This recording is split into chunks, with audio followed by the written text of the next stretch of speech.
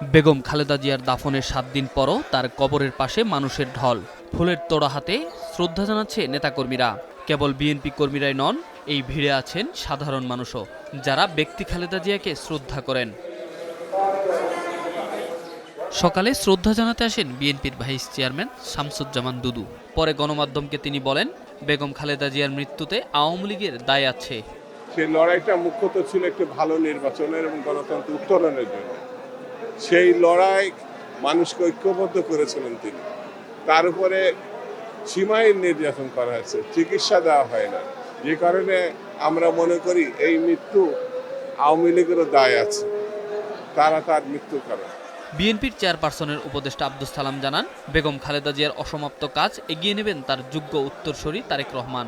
দেশনেত্রী বেগম খালেদা জিয়া আমাদের মাঝে নাই, কিন্তু তিনি যাওয়ার আগে আল্লাহর কাছে আমরা শুকরিয়া আদায় করি যে তার অবর্তমানে নেতৃত্ব দেওয়ার জন্য তিনি দেশনায়ক তারেক রহমানকে সৃষ্টি করে গেছেন। বিএনপি মনোনীত ঢাকা ১৩ আসনের সংসদ সদস্য প্রার্থী ববি হাজ্জাজ জানান, সামনের দিনে সব ষড়যন্ত্র মোকাবেলা করেই এগিয়ে যাবে বিএনপি।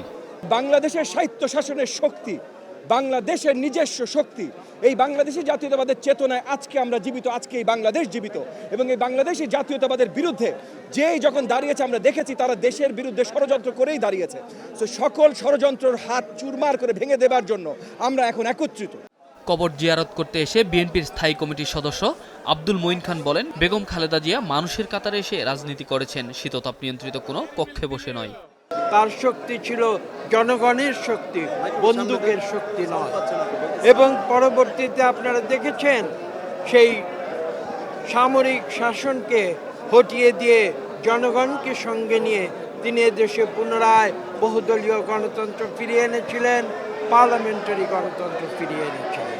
পতিত ফ্যাসিস্ট শেখ হাসিনা সরকার খালেদা জিয়াকে নানাভাবে নির্যাতন করায় ক্ষোভ প্রকাশ করেন শ্রদ্ধা জানাতে আসা অসংখ্য মানুষ। জিয়াকে হাসিনা চেয়েছিল হয় দেশের বাইরে থাকবে অথবা জেলখানার ভিতরে হত্যা করবে, তিনি যাতে দেশের মানুষের ভালোবাসা না পান। কিন্তু দেশের মানুষের ভালোবাসা নিয়ে তিনি বিদায় নিয়েছেন। Enamul Haque, star news, Dhaka.